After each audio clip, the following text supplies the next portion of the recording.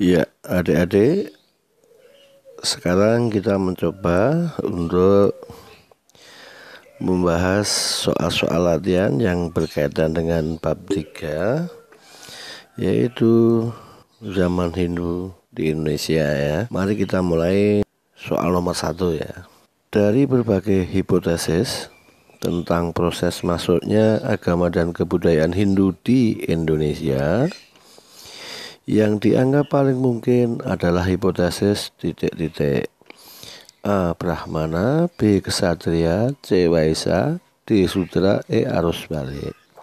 Kemarin kita sudah menerangkan tentang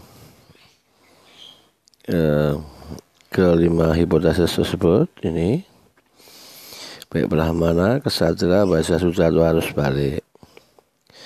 Dari kelima hipotesis tentang proses masuk dan penyebaran agama Hindu di Indonesia, maka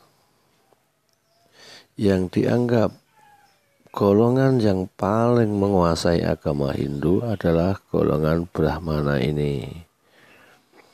Dia boleh dikatakan kan sebagai ulama Hindu ya, ulama atau ulamanya orang Hindu.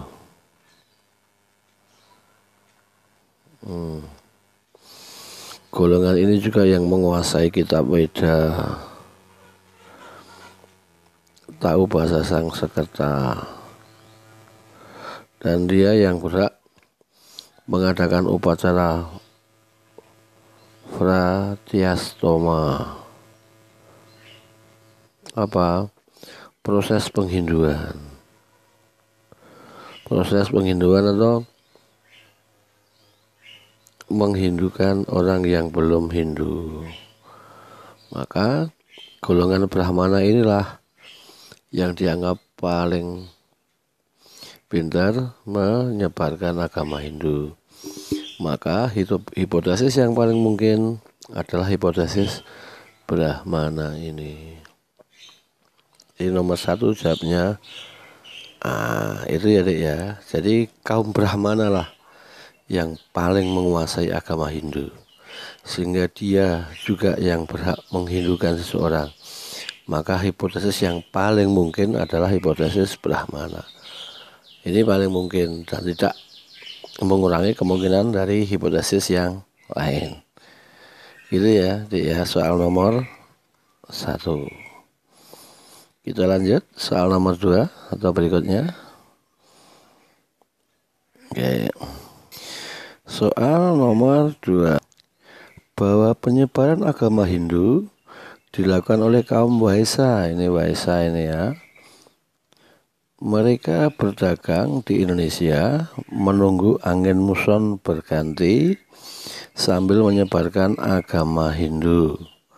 Pendapat tersebut dikemukakan oleh, ini ada tokoh Vandir, C.C. Beck, N.C. Krom, von Van Faber, ini von Van dan F.D.K. Bos. Teori atau hipotesis Waisa ini menyatakan bahwa proses penyebaran itu dilakukan oleh kaum Waisa dengan cara berdagang.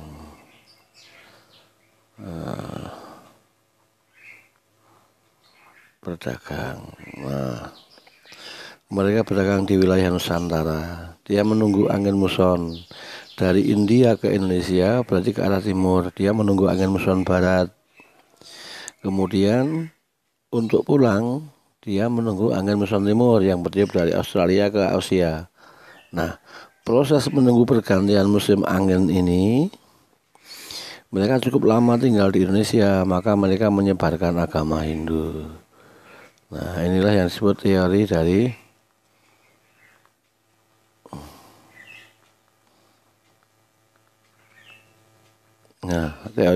Waisa ini. Siapa tokoh yang menyebarkan atau yang mengusulkan atau mengemukakan pendapat ini? Tokoh ini adalah N.C. Krom.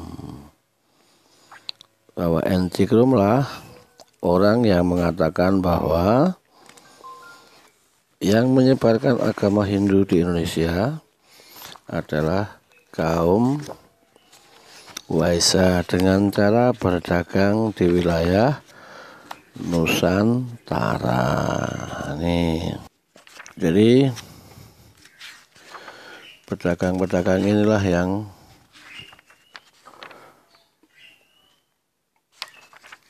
menyebarkan agama Hindu di Indonesia.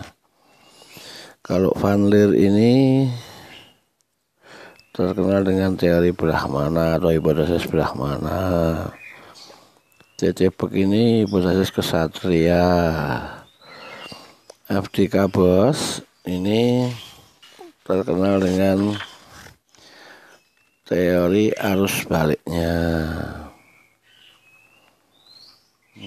Gitu ya. Kalau von Van Faber ini hipotesis atau teori sudra. Gitu ya adik-adik. Jadi nomor 2 jawabnya N.G. Krom, teori Waisa ini.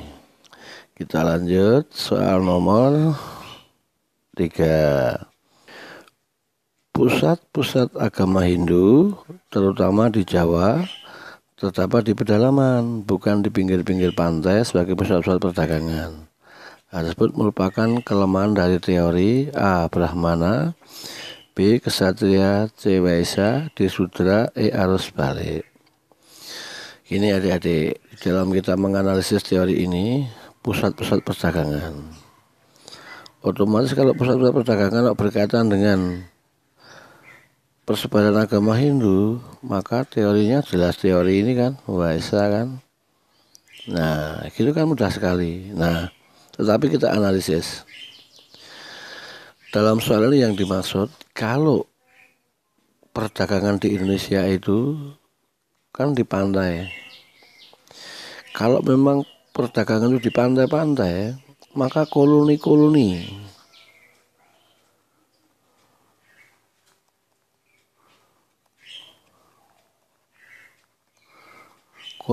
Hindu seharusnya di pantai. Tetapi dalam praktiknya, ada dalam kenyataannya, pusat-pusat kerajaan Hindu di Indonesia itu ada di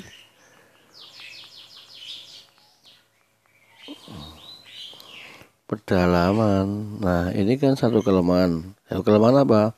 Teori Waisa. Teori Waisa kan mengatakan bahwa penyebaran agama Hindu maksudnya dilakukan oleh kaum pedagang. Tetapi kalau itu dilakukan oleh kaum pedagang, pasti mereka bergerak di sekitar pusat perdagangan. Di mana perdagangan? Di pantai. Tapi kenyataannya kok pusat-pusat agama Hindu atau kerajaan Hindu ada di pedalaman. Nah, maka inilah yang menjadi kelemahan teori Waisa. Kalau memang dilakukan oleh para pedagang, seharusnya kan pusatnya di pinggir-pinggir pantai. Tapi ini ada di pedalaman. Maka nomor 3 ini, pusat-pusat agama Hindu terutama di Jawa terdapat di pedalaman, bukan di pinggir pantai, merupakan kelemahan teori Waisa. C jawabnya. Gitu ya. Kemudian soal nomor 4. Oke. Dari bukti arkeologis, agama Buddha masuk ke Indonesia sekitar abad ke-2 Masehi. B ini maksudnya B ini 2 sebelum Masehi kemungkinan ini, bukan 2,5 sebelum Masehi. C 5 Masehi, D 5 sebelum Masehi, E 6 sebelum Masehi. Oke. Dari keterangan saya di dalam materi di depan, bahwa bukti-bukti penyebaran agama Buddha itu adalah penemuan arca Buddha dari Perunggu. Ini kita temukan di daerah Sempaka, Jember, kemudian Bukit Siguntang,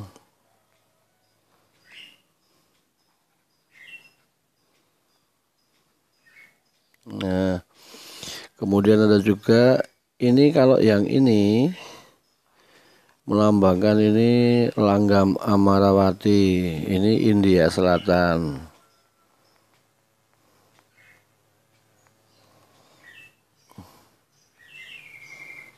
India Selatan. Tapi ketika arca ini yang ditemukan di Kalimantan Timur, ini langgam Kudra ini di India Selatan. Nah, arca Buddha dari perunggu ini diperkirakan sekitar abad kedua Masehi. Nah, ini langgam-langgam ini maksudnya jenisnya atau model arcanya itu model Amarawati dan Kudra ini tetap, tapi pembuatannya di Indonesia. Nah, dari arca-arca ini diperkirakan agama Buddha sudah masuk ke Indonesia sekitar abad berapa? Kedua Masehi. Jadi jawabnya yang itu ya. Sekarang kita lanjut soal nomor 5. Kerajaan-kerajaan berikut yang dianggap sebagai pusat agama Buddha di Asia Tenggara adalah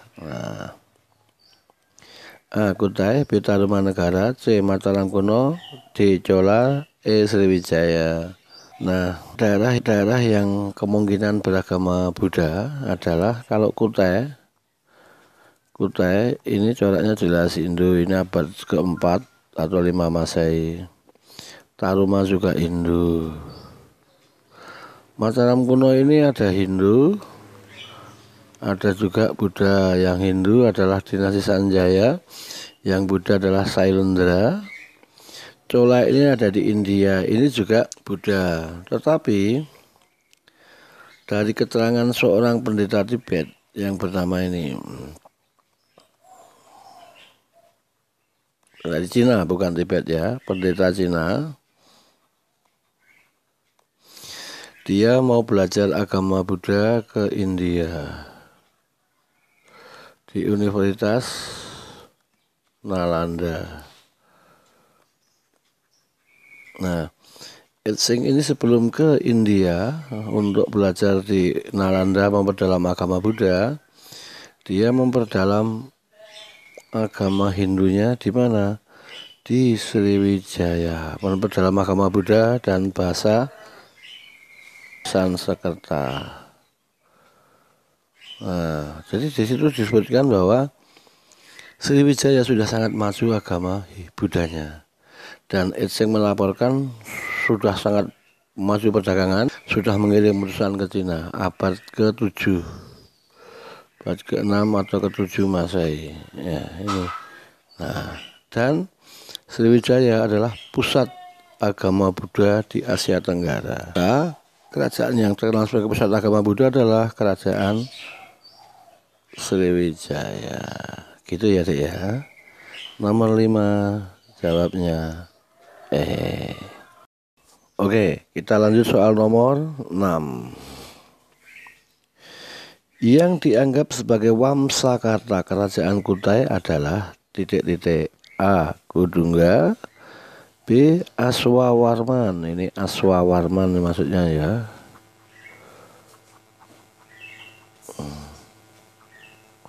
Aswawarman. C. Mulawarman, E. Purnawarman. Ini Purna.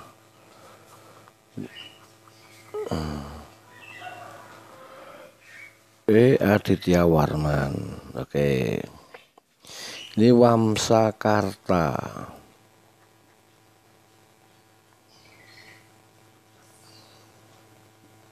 Apa tuh Wamsakarta itu? Raja yang menurunkan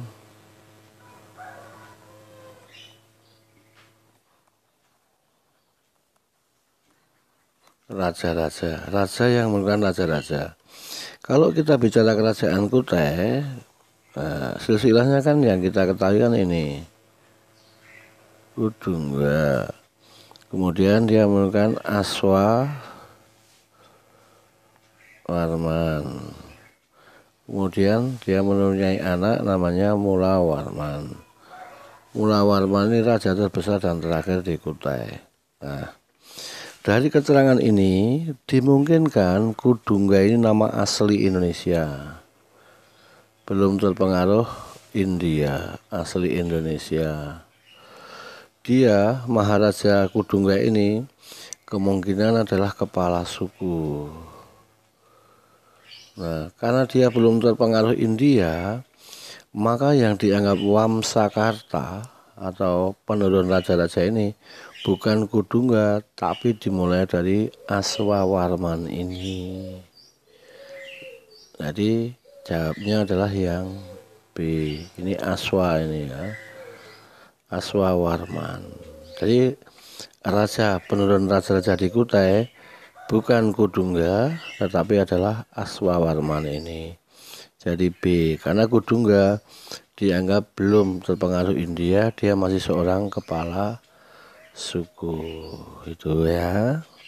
Kalau kita bicara kerajaan yang lain, kerajaan Mataram kuno, Wamsakartanya adalah Raja Sanjaya. Itu adik-adik, nomor 6 jawabnya B. Oke, nomor 7. Prasasti yang dibuat oleh Raja Balitung. Raja Balitung ini raja yang beragama Hindu dari Mataram kuno yang menyebutkan bahwa Sanjaya adalah pangkal silsilah, adalah prasasti titik-titik. Kemarin sudah kita uraikan komplit tentang prasasti di kerajaan Mataram kuno, ada kurang lebih sekitar 11 prasasti ya. Kalau kita bicara tentang kerajaan Mataram kuno ini ada beberapa prasasti. Sayomerta ini silsilah dinasti, isinya silsilah dinasti Sailendra. Ini ditemukan di daerah Pekalongan atau daerah Batang sana ini ya, Sayomerta ini.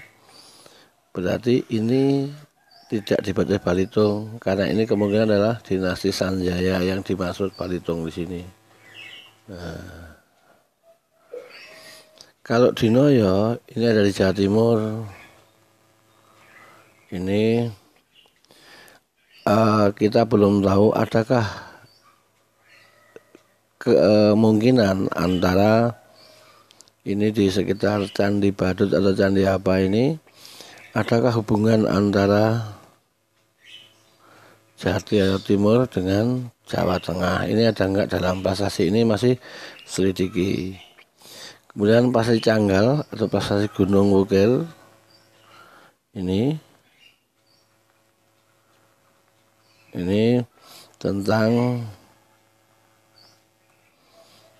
Raja Sanjaya, ini kekuasaan Raja Sanjaya, tapi bukan silsilah kalau Gunung Wukir ini. Nah, kalau Kalasan ini tentang pendirian bangunan agama Buddha, bangunan suci agama Buddha.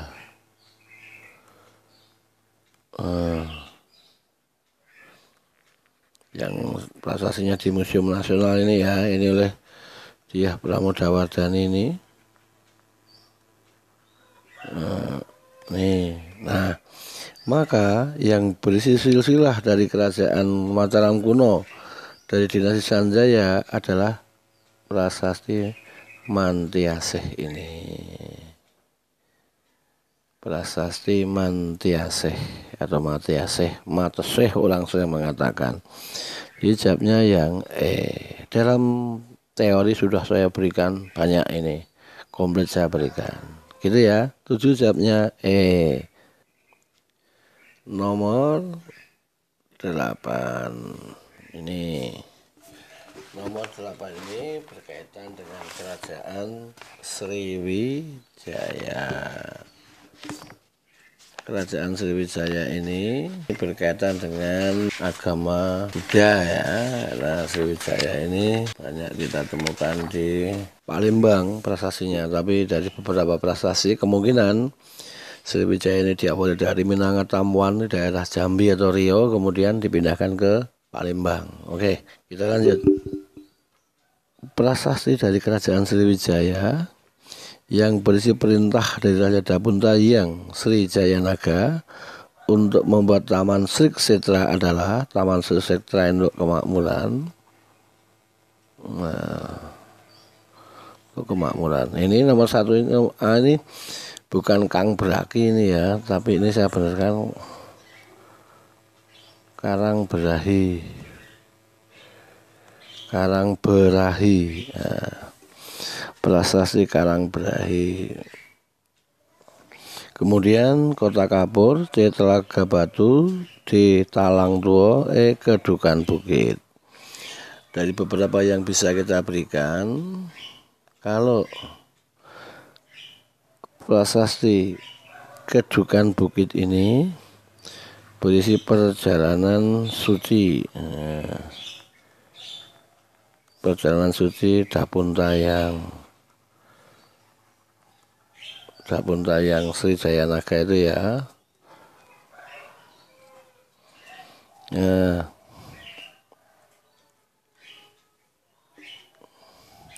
kalau Telaga Batu ini berisi kutukan yang tidak mau tunduk pada Dabunta. Kemudian prasasti Kapur ini hampir sama, berisi kutukan tetapi ditambahkan bumi Jawa tidak mau tunduk.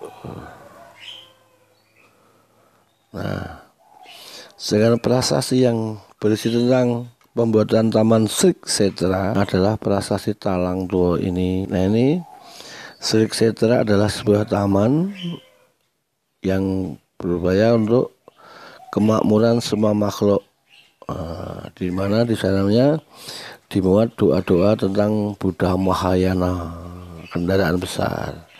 Jadi prasasti yang berisi pembuatan Taman Sri Kshetra adalah prasasti Talang Tua. Dan kita tahu Raja Dabuntayang ini banyak membuat tentang prasasti. Namun dia bukan raja terbesar. Raja terbesar dari Kerajaan Sriwijaya adalah raja terbesar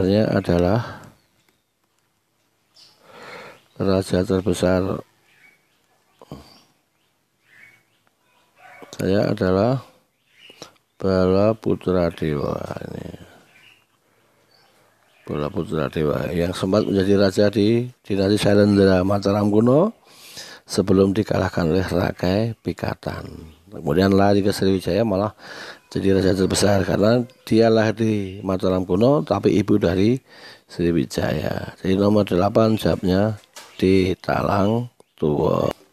Nomor 9. Ini Raja Mataram kuno dari Wangsa Sanjaya yang berhasil menyatukan dua dinasti di Jawa Tengah adalah A. Rakai Pikatan, B. Rakai Sanjaya, C. Rakai Pananggaran. Ini Pananggaran ya.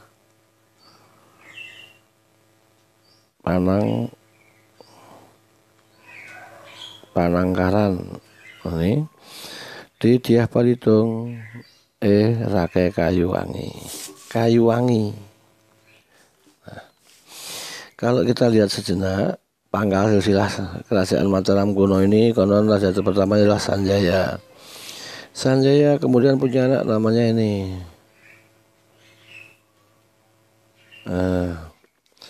Raja Panangkaran ini menikah dengan istri yang beragama Buddha.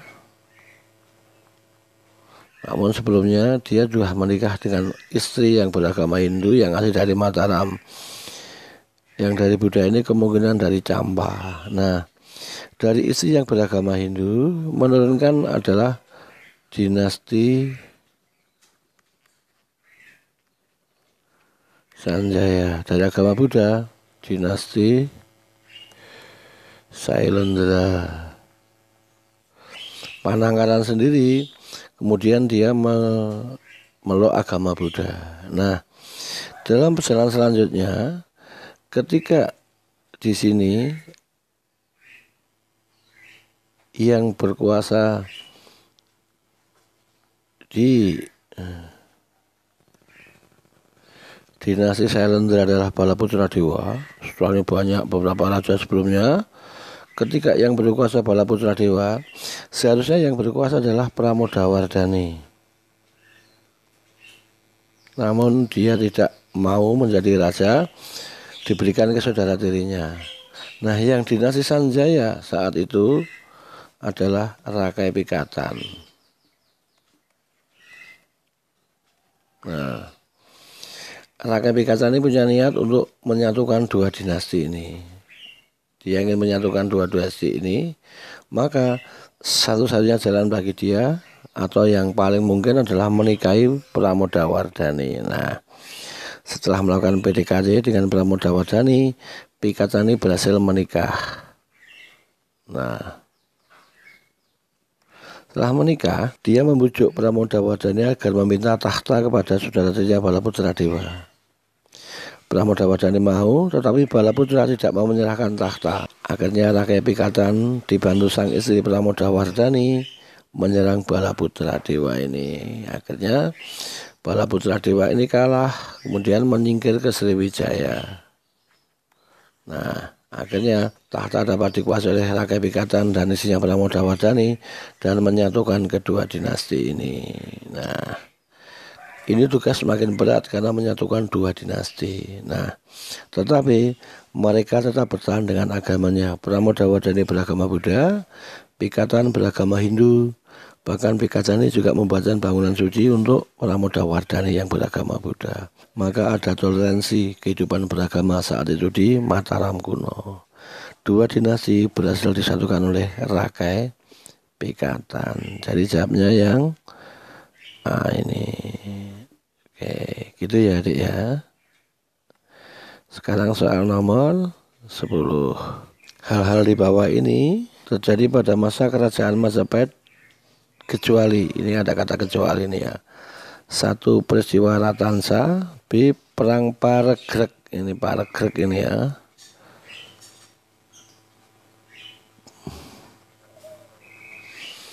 Perang Bubat, Sumpah Palapa, Ekspedisi Pamalayu. Ini bukan Pamalaya ini ya. Pamalayu. Peristiwa Ratansa itu apa toh? Kita A ya. A. Peristiwa Ratansa. B. Perang Paregreg. C. Perang Bubat. D. Sumpah Palapa. E. Ekspedisi Pamalayu. Nah, sekarang kita coba yang pertama. Peristiwa Ratansa adalah peristiwa di mana Jayanegara yang sedang sakit diobati oleh tabib di sana yang bernama Tansa.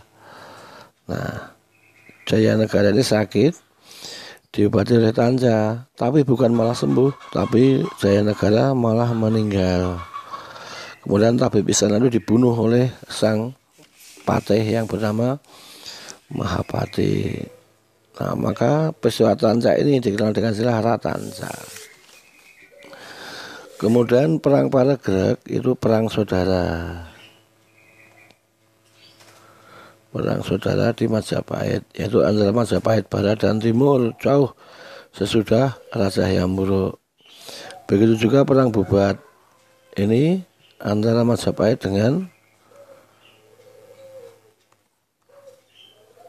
Sunda, di mana saat itu Sri Baduga Maharaja dengan Dewi Dyah Pitaloka ingin menyerahkan anaknya Dyah Pitaloka kepada Raja Hyang Wuruk. Namun ada kesalahpahaman dengan Patih Majapahit Gajah Mada. Jadi perang di alun-alun Bubat ini. Akhirnya Raja Sri Baduga Maharaja ini kalah, terbunuh. Dyah Pitaloka mati bunuh diri. Sumpah Palapa, Amok di Palapa diucapkan Gajah Mada. Nah, ini juga dari Majapahit. Maka yang tidak terjadi di Majapahit adalah karena ada kata kecuali, maka adalah E. Ekspedisi Pamalayu. Apa ada ekspedisi Pamalayu? Ekspedisi yang dilakukan oleh Raja Kertanegara, Raja Singosari, tahun sekitar 1275, yaitu apa? Mencari sekutu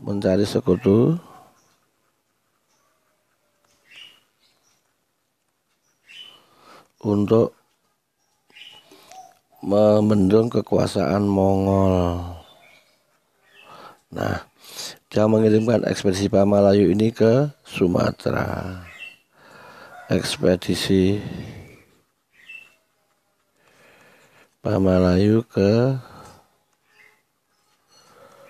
Sumatera. Jadi ekspedisi Pamalayu ini bukan dari Majapahit, tetapi dari Raja Kertonegoro di Singosari sebelum Majapahit.